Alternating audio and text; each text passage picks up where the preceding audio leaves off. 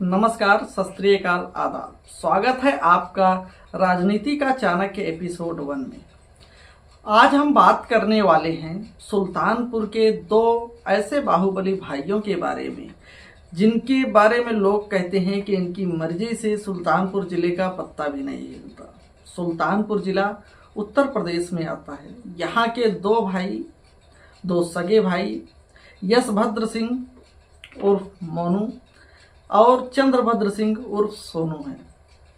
कुछ लोग कहते हैं कि ये दबंग हैं, कुछ लोग इनको गुंडा मानते हैं और कुछ लोग इनको किंग मेकर मानते हैं, क्योंकि सुल्तानपुर की राजनीति का जो रुख है वो यही तय करते हैं।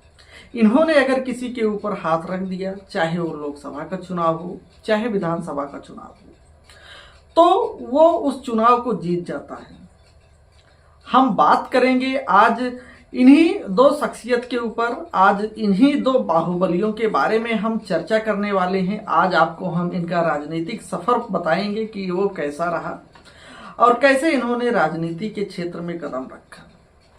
तो दोस्तों, इनके बारे में जानने से पहले आपको इनके पिता के बारे में जानना बहुत जरूरी है, क्योंकि इनके पिता के बाद ही इनके पिता की हत्या हो गई थी, उसके बाद ही इन्होंने राजनीति में कदम रखा। तो दोस्तों, इनके पिता जो है वो इंद्रभद्र सिंह थे। इंद्रभद्र सिंह 1989 में जनता दल से विधायक चुनकर आए। उसके बाद 1993 में ही इन्होंने निर्दलीय विधायकी का चुनाव लड़ा और वो विधायक बन गए। दोस्तों, इसी बीच इनकी दुश्मनी होती है देवरिया में जन्मे सदानंद तिवारी उर्फ संत ज्ञानेश्वर से, या हम यूं कहें कि संत ज्ञानेश्वर उर्फ सदानंद तिवारी से। दोस्तों, ये दुश्मनी इतनी भड़की कि सदानंद तिवारी ने अपने गुर्गों के द्वारा इंद्रभद्र सिंह की हत्या करवा दी। दोस्तों, ये हत्या तब हुई जब विधायक यानी कि पूर्व विधायक इंद्रभद्र सिंह सुल्तानपुर दीवानी मोड़ पर पहुंचे थे। वहां पर इनकी हत्या कर दी गई। इनकी जो रंजिश थी वो इन्हीं के गांव से शुरू हुई थी। सदानंद तिवारी उर्फ संत ज्ञानेश्वर और इंद्रभद्र तिवारी की जो रंजिश थी वो मायंग गांव से ही शुरू हुई थी। मायंग इनका गांव है। मायंग के बगल एक गांव है मझवारे। वहां पर सदानंद तिवारी अपने शिष्यों के द्वारा एक आश्रम बना रहे थे। उस आश्रम का विरोध वहीं के एक चौकीदार ने किया। उसका नाम रामजस यादव था। तो उन्होंने जब उसका विरोध किया तो सदानंद तिवारी या संत ज्ञानेश्वर ने अपने गुर्गों के द्वारा रामजस यादव की हत्या करवा दी, जिससे विधायक इंद्रभद्र सिंह बहुत खफा थे, नाराज थे। उसके बाद गुस्साए गांव वालों ने सदानंद तिवारी के आश्रम को तहस नहस कर दिया। गांव वालों के किए गए इस कृत्य की वजह सदानंद तिवारी को लगा कि इंद्रभद्र सिंह है। वहीं से सदानंद तिवारी और इंद्रभद्र सिंह के बीच दुश्मनी हो गई। दोस्तों, वो साल था 21 जनवरी 1999 का। सदानंद तिवारी ने बम फेंकवाकर इंद्रभद्र सिंह की हत्या करवा दी। हालांकि इसमें आरोप भी लगे कि सदानंद तिवारी वहां पर खुद गए थे। कुछ लोग ये भी कहते हैं कि सदानंद तिवारी ने अपने गुर्गों के द्वारा उनकी हत्या करवाई। इसमें कुछ लोग आरोपी भी बने। सदानंद तिवारी को भी आरोपी बनाया गया, जिसमें उन्हें जान से मारने की साजिश रचने का आरोपी बनाया गया। दोस्तों, सदानंद तिवारी का करियर भी बहुत ज़्यादा उथल पुथल वाला था, खून खराबे से भरा हुआ था। 1983 में गोपालगंज के डीएम की हत्या करने का आरोप सदानंद तिवारी पर लगा।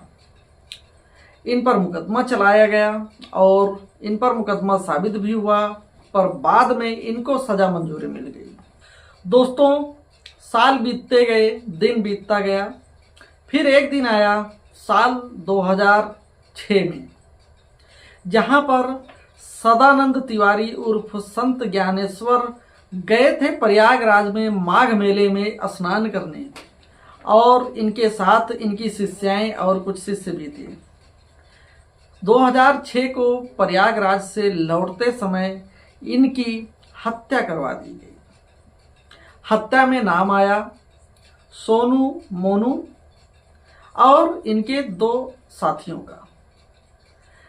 सदानंद तिवारी के भाई इंद्रदेव तिवारी ने सोनू मोनू और इनके 2 और साथियों के खिलाफ नामजद मुकदमा दायर करवाया। केस कोर्ट में चला, जहां पर सबूतों और गवाहों के अभाव में इनको बरी कर दिया गया। फिर इंद्रदेव तिवारी ने हाई कोर्ट का दरवाजा खटखटाया। हाई कोर्ट में इन्होंने अपील दायर की, जहां पर इनका मुकदमा अभी भी चल रहा है। लोग कहते हैं कि 2006 में जब सदानंद तिवारी की हत्या की गई थी तो उनके साथ साथ इनकी 3 शिष्याएं और इनके 2 शिष्य भी थे जो इनके साथ साथ मारे गए थे। मतलब कि 6 लोगों की हत्या उस दिन हुई थी। इनके साथ साथ लगभग 9 लोग घायल हुए थे। इनका काफिला बड़ा था, हालांकि ये अपने गांव से दूर थे, अपने राज्य से दूर थे, और इन्होंने एक ऐसे परिवार से दुश्मनी ले ली जिनका उनके जिले में बहुत बड़ा एक राजनीतिक दबदबा और इनकी रंगदारी भी चलती थी। चंद्रभद्र सिंह उर्फ सोनू ने 2002 में समाजवादी पार्टी के टिकट से चुनाव लड़ा। ये विधायक बनकर आए। हालांकि उस समय सरकार जो है मायावती की थी। इन्होंने समाजवादी पार्टी का साथ छोड़ दिया और मायावती के टिकट से इन्होंने चुनाव लड़ा। इन्होंने उपचुनाव में जीत हासिल की। ये इनका आखिरी उपचुनाव था और ये इनका आखिरी विधायक का पद था। इसके बाद इन्होंने जितने भी इलेक्शन लड़े उन सब में इनकी हार हुई। 2009 के बाद इन्होंने पीस पार्टी ज्वाइन की। सुल्तानपुर से सोनू सिंह और इसौली से मोनू सिंह ने विधायकी का चुनाव लड़ा। दोनों जगहों से इनकी हार हुई। 2014 का साल आता है। दोस्तों, वरुण गांधी बीजेपी के प्रत्याशी थे। इन्होंने वरुण गांधी के ऊपर हाथ रखा। इन्होंने उनके कंधे से कंधा मिलाया, उनके कदम से कदम मिलाया और इन्होंने उनका खूब जोरों से प्रचार प्रसार किया। 2014 में वरुण गांधी को इन्होंने जीत दिलाई। दोस्तों, उसके बाद 2019 का साल आया। 2019 में इनको बसपा और सपा के गठबंधन से टिकट मिला। इन्होंने वरुण गांधी की माताजी मेनका गांधी के खिलाफ इलेक्शन लड़ा। लोकसभा का इलेक्शन था। वहां पर इन्होंने बहुत ही दमदारी से इलेक्शन लड़ा, परंतु 14,000 वोटों के महज छोटे से अंतर से ये हार गए। इनके बारे में एक दिलचस्प बात और है, वो है ब्लॉक प्रमुखी का। देश की आज़ादी के बाद से धनपतगंज की सीट पर ब्लॉक प्रमुखी का कब्जा भद्र परिवार का ही है। 1947 से 1984 तक इनके बाबा शारदा सिंह के पास ये सीट थी। 1984 के बाद ब्लॉक प्रमुखी की सीट जो है वो भद्र परिवार के पास चली गई और 2024 तक इनके पास थी। हालांकि 2024 में इनके हाथों से ब्लॉक प्रमुखी की जो सीट है वो निकल गई। तो दोस्तों, ये रहा सुल्तानपुर के भद्र परिवार का पूरा इतिहास। अगर हमारे किए गए विश्लेषण में आपको कोई भी कमी नजर आती है तो आप नीचे कमेंट बॉक्स में कमेंट करें, हमें मेल करें, हम उस कमी को सुधार देंगे। तो अगर आप लोग हमारे चैनल पर नए हैं तो हमारे YouTube चैनल को सब्सक्राइब करें, वीडियो को लाइक करें। मिलते हैं किसी दूसरे वीडियो में। जय हिंद, जय भारत।